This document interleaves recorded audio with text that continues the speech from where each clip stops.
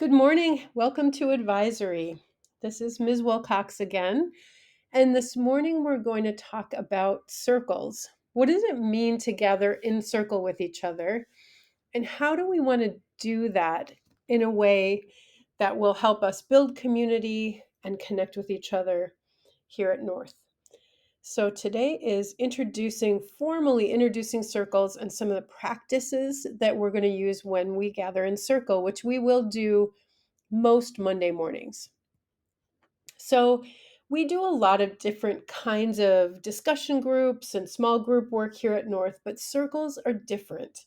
When we gather in a circle, here are some of the things we're always going to do. We will always sit in a circle where everyone can see each other and everybody's at the same level. Now, I know that your circle might not be able to look like this one in the image because you might have desks in front of you if you're in a fixed desk, etc. But as much as you can, get good as an advisory at moving some furniture around so that you can really actually see and hear everybody. Nobody's behind anybody else. Nobody's on the floor. Everybody's at the same level, um, and can see everybody easily. And then make sure you do a good job of putting the furniture back so that your teacher has the room set up for teaching. We'll always have some kind of an opening. It might be a quote, it might be an image, it might be a reading, or some kind of welcome to let everybody know that now we're in circle. Something to mark that this is different than other ways of being in discussion or group work with each other. There will always be a question or a prompt for you to think about and respond to. We'll use a talking piece, some object that we pass around from hand to hand. And we'll have some kind of closing, a thought, a reading, an image, something for you to think about.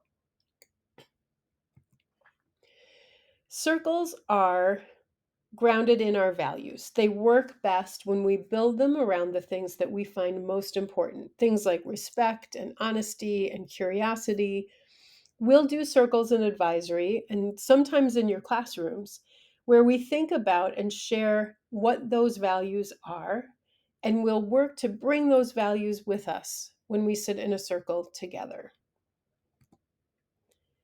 The talking piece um, can look like a rock, it might look like a pine cone, it might look like a whiteboard marker or a pen, it might look like a squishy ball. So your teachers or you in your advisories may start to collect some small items that you as an advisory want to use as talking pieces.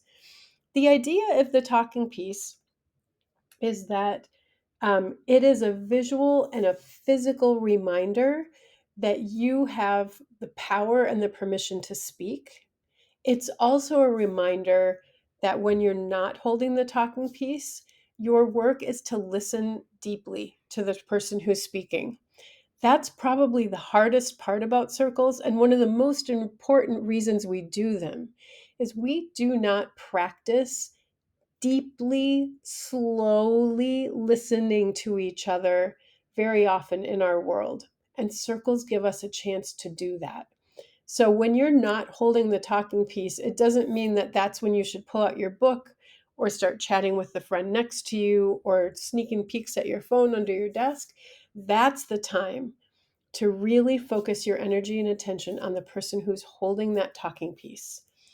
And even if you really want to say something, you want to tell somebody you're sorry about the story they just told, or tell them, hey, that happened to me too, or you want to ask them a question or tell them they're wrong, you have to hold those thoughts in your mind until the talking piece comes back around to you.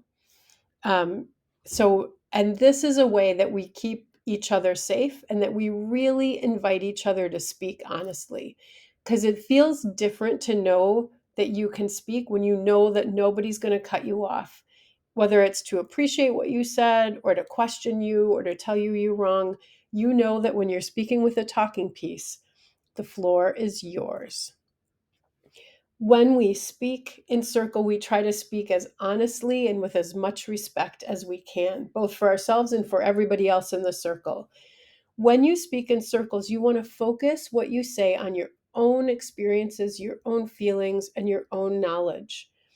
Um, this means that if I'm really mad at somebody else in the circle, if we had harm that happened in our classroom and there's somebody in the circle I'm mad at, instead of saying, you always, you did, I can't believe when you said, you're going to say, what I felt really hurt when you said this. I felt uh, betrayed, or I felt disrespected when this happened. But you're going to start with how it affected you and words that ground what happened in your own experience and knowledge. Now, you know that the person that's holding the talking piece always has the option to pass, but we ask that you always accept the talking piece. So you don't just gesture people to pass it by you. You take it in your hands, and we'll ask you to actually say out loud, I'd like to pass, instead of just silently passing it on, if you choose to do this.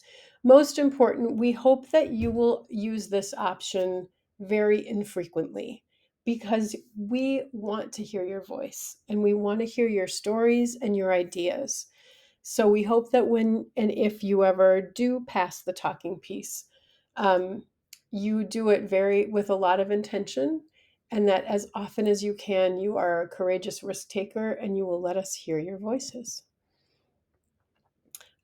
This one is going to be a little controversial for some of you, and we will get over it. But the talking piece always gets passed to the left. So when you're holding the talking piece, you're always going to hand it to the person who's on your left side. This is the direction that things circle in nature in our hemisphere of the world. And it matters in a weird way that we're not even sure why. But all of us who have been formally trained by circle keepers, especially circle keepers with connections to indigenous communities, which is where a lot of our circle practices come from. They have trained us that this matters and that it's important. And so passing to the left is actually a way of honoring the people who taught us these circle practices and the cultures that they come from.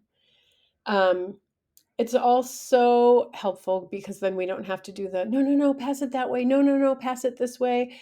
And we're never throwing the talking piece across the room. So it always goes from hand to hand to hand, and it always goes to the left.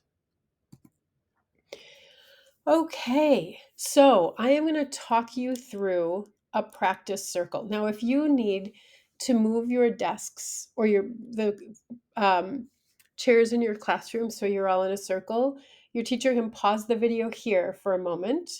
And when you've got your circle set up, we'll come back. All right. So we're going to open today's circle with this quote from Brene Brown. No one belongs here more than you. I want us to think about that for a minute. It doesn't mean that you belong here more than anybody else does. It just means that there is not a single person in this building who belongs here more than you do. We all belong. North would not be North if you weren't here. So with that in mind, there's going to be 2 passes of this talking piece today. And on the first pass, we're going to do a quick grounding in our values. What's one value that's important to you when you're talking with others? What helps you feel safe and like you're being heard? Now, there's a tree here with a number of different values. You can pick one of these words, or you can pick another value that's important to you. Teachers, you can pause the video here while your group does the first pass of the talking piece.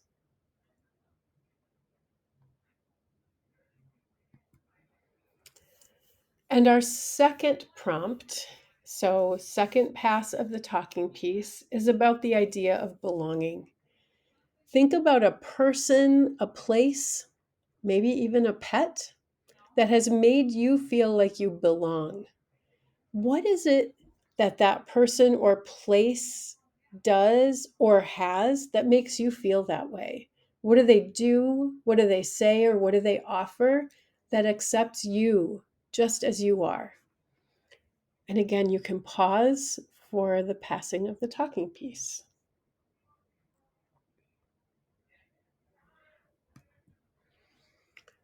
And we have a very simple closing today, but it is a very big idea. And that is the truth that you belong here at North. And again, we can't be North without you. So as we are sitting in circle, looking at each other, just take a moment to notice the other people who are part of this community with you, and keep thinking about what is it that you can do? What did you hear in the circle today that makes other people feel like they belong? What can you offer to the people in the rooms you're part of to make sure everybody feels like they belong? Thanks for being part of Circle today.